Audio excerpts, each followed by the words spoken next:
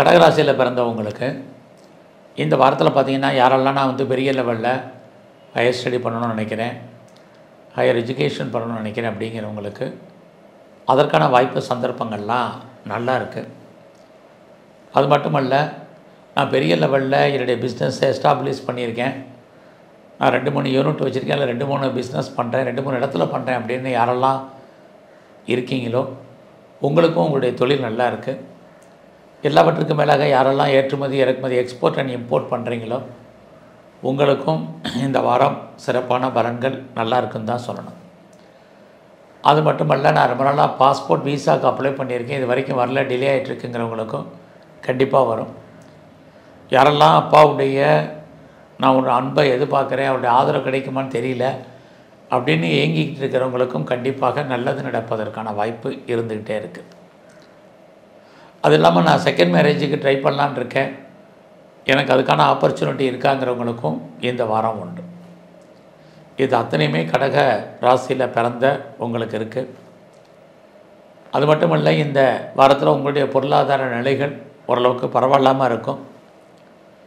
உங்களுடைய நண்பர்களால் உங்களுக்கு வாழ்க்கையில் ஏற்றம் முன்னேற்றம், அவர்களால் நற்பலன்கள், இதுவும் இந்த வாரம் உண்டு.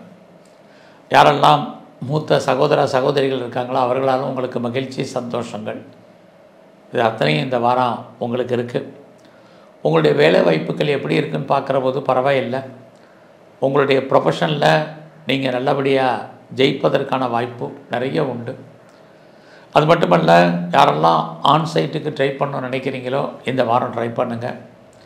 ஏன்னா கிட்டத்தட்ட 5 கிரகங்கள் உங்களுடைய 9ஆம் இடத்துல இருக்குது. யாரெல்லாம் ப்ரொஃபஷன் சேஞ்ச் பண்ணணும், யாரெல்லாம் கம்பெனி மாறணும், சுவிட்ச் ஓவர் ஆகணும், யாரெல்லாம் பெரிய லெவலில் வெளிநாட்டுக்கு ட்ரை பண்ணணும் அப்படிங்கிறவங்க அத்தனை பேருக்கும் இந்த வாரம் கிரக நிலைகள் பரவாயில்ல. நான் பெரிய லெவலில் பிஸ்னஸ் பண்ணுறேங்கிறவங்களுக்கும் பிஸ்னஸ் நார்மலாக இருக்குது. எது எப்படி இருந்தாலும் உங்களுடைய 5ஆம் இடத்தை குரு பார்க்குறது, ரொம்ப நாளாக குழந்தைக்காக எதிர்பார்த்து காத்துட்ருக்கிறவங்களுக்கு குழந்தை பாக்கியம் உண்டு. குழந்தைக்காக ட்ரீட்மெண்ட் எடுத்தும் சக்ஸஸ் ஆகாதவங்களுக்கு ட்ரீட்மெண்ட் சக்ஸஸ் ஆகும். இது அத்தனையும் இந்த வாரம் உங்களுக்கு இருக்குது. ஆக கடக ராசியில் பிறந்த உங்களுக்கு சனி பகவானுடைய அஷ்டம சனி நீங்கி நல்ல ஒரு தெய்வ அனுகூலம் உங்களுக்கு கிடைப்பதற்கான வாரமாக இந்த வாரம் உங்களுக்கு இருக்குது.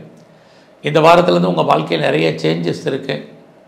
அந்த வாய்ப்பையும் சந்தர்ப்பத்தையும் நீங்கள் பயன்படுத்திக்கிங்க. உங்களுக்கான தெய்வ அனுகூலம் நிறையவே உண்டு. எதிர்பாராத தெய்வ தரிசனம், ஆலய தரிசனம் இருக்குது. இந்த வாரம் முழுவதுமே நீங்கள் விநாயகரையும் துர்க்கையும் வழிபாடு பண்ணுங்கள், நல்ல ஒரு ஏற்றம் அமையும்.